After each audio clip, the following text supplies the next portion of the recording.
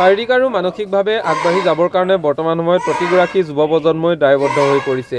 এই ক্ষেত্ৰত অভিভাৱকসকলেও নিজৰ সন্তানক অধিক সুন্দৰভাৱে আগবঢ়াই নিয়াৰ ক্ষেত্ৰত ক্ৰীড়া ক্ষেত্ৰখনতো তেওঁলোকক জড়িত কৰাইছে। আৰু ইয়াৰ মাজতে যদি আমি ক'বলৈ যাওঁ কাৰাটেৰ কথা, য'ত বৰ্তমান সময়ত আমি দেখিবলৈ পাইছোঁ আমাৰ অসমৰ বিভিন্ন প্ৰান্তৰ গাঁৱে ভূঞে চুকে কোণে সকলোতে এতিয়া আমাৰ উঠি অহা প্ৰজন্মই কাৰাটেৰ সৈতে জড়িত হৈ পৰিছে। টাইকোৱাণ্ডো ইত্যাদি সকলো শাৰীৰিক শিক্ষাৰ শাৰীৰিক ক্ৰীড়া ক্ষেত্ৰখনৰ সৈতে জড়িত খেলসমূহৰ সৈতে জড়িত হৈ পৰিছে। আৰু ইয়াৰ জৰিয়তে যাতে তেওঁলোকে আনুষ্ঠানিক শিক্ষা গ্ৰহণ কৰাৰ সমান্তৰালভাৱে কাৰাটেৰ জৰিয়তে তেওঁলোকে নিজকে শাৰীৰিক ক্ষেত্ৰত বিকাশ কৰিব পাৰে বা নিজৰ যিহেতু বৰ্তমান সময়ত যদি আমি যুৱতীৰ কথা ক'বলৈ যাওঁ, নিজকে ছেফটি কৰিবৰ কাৰণে বা যুৱকেই প্ৰতিটো মুহূৰ্ততে তেওঁলোকে নিজক ছেফটি কৰিবৰ কাৰণে ছেফ জ'নত ৰাখিবৰ কাৰণে কাৰাটেৰ দৰে শিক্ষা গ্ৰহণ কৰাটো অত্যন্ত প্ৰয়োজনীয়। আৰু এই ক্ষেত্ৰত নাজিৰাত ৰজাপুলৰ কাৰাটে একাডেমীত বৰ্তমান সময়ত দেখিবলৈ পোৱা গৈছে বিগত কেইবাটা বছৰ ধৰি তেওঁলোকে কাৰাটেৰ যি শিক্ষা এই শিক্ষা প্ৰদান কৰি আছে।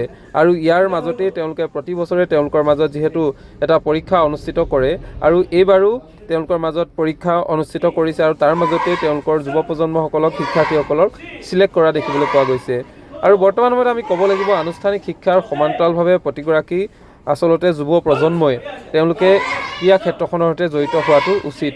আৰু ক্ৰীড়া ক্ষেত্ৰখনত যেতিয়াই জড়িত হ'ব তেওঁলোকে মানসিক শাৰীৰিকভাৱে তেওঁলোকে নিজকে অধিক কাৰ্যক্ষম কৰি তুলিব পাৰিব আৰু অধিক কাৰ্যক্ষম কৰি তোলাৰ লগে লগেই নিজকে এই সমাজখনত আগবঢ়াই নিয়াৰ ক্ষেত্ৰত তেওঁলোক অধিক সুস্থিৰভাৱে কাম কৰিব পাৰিব। আৰু ইয়াৰে উদাহৰণস্বৰূপে নাজিৰা ৰজাপুলস্থিত কাৰাটে একাডেমীত বৰ্তমান সময়ত দেখিবলৈ পোৱা গৈছে তেওঁলোকে অতি সুন্দৰভাৱে যি শিক্ষা কাৰাটেৰ শিক্ষা প্ৰদান কৰি গৈছে আৰু ইয়াৰ মাজতে তেওঁলোকৰ সময়ে সময়ে প্ৰতি বছৰে তেওঁলোকৰ পৰীক্ষা অনুষ্ঠিত কৰি গৈছে। আৰু য'ত দেখিবলৈ পোৱা গৈছে পৰীক্ষাসমূহত কোনে কেনেকৈ ফলাফল দেখুৱাব পাৰিছে আৰু তেওঁলোকে এই ক্ষেত্ৰখনত কাৰাটেৰ ক্ষেত্ৰখনত কি ধৰণে আগবাঢ়ি যাব পাৰিছে তাৰেই বাছনি কৰা পৰিলক্ষিত হৈছে।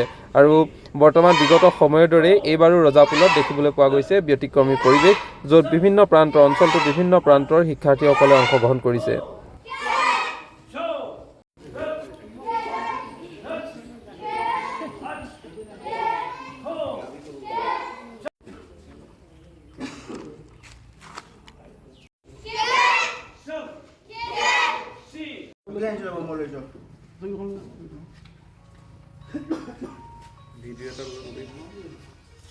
ক্লাবটো প্ৰায় 4 বছৰেই হ'ল।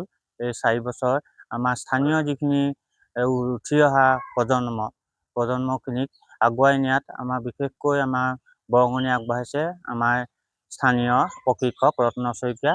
আৰু লগতে আজি যিটো নিয়ম মাফিক আমাৰ প্ৰায় এবছৰ 6 মাহৰ মূৰে মূৰে বেল্টতো পৰীক্ষা হ'ব লাগে, কিন্তু 6 মাহত অকণমান অসুবিধা হোৱাৰ কাৰণে বছৰ মূৰত হ'লেও আমাৰ কালাৰ বেল্টৰ পৰীক্ষা হয়। এই পৰীক্ষাত আমাৰ ছাত্ৰ ছাত্ৰীসকলে বিভিন্ন তেওঁলোকক মানে প্ৰশিক্ষক হিচাপে আৰু কেইজনমান মতা হয়। তাৰে ভিতৰত আমাৰ এজন আহিছে কোঁৱৰপুৰ দুলু বৰঠাকুৰ, তাৰপাছতে আৰু এজন নাজিৰাৰ পৰা আহিছে J K Japanese karate academy Tarit Dutta, তেওঁলোক আমাৰ বিচাৰক হিচাপে আহিছে। আৰু লগতে আমাৰ স্থানীয় যিমানবিলাক অভিভাৱক আহি উপস্থিত হৈছেহি।